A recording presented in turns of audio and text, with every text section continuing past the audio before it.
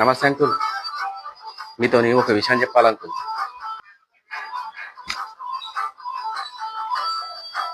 ఏంటి అంకుల్, నేను పేదోనే కావచ్చు అంకుల్, కానీ మీ అమ్మాయి అంటే నాకు చాలా ఇష్టం అంకుల్.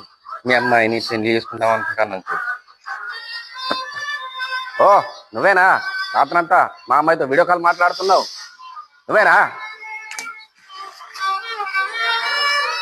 నేనా?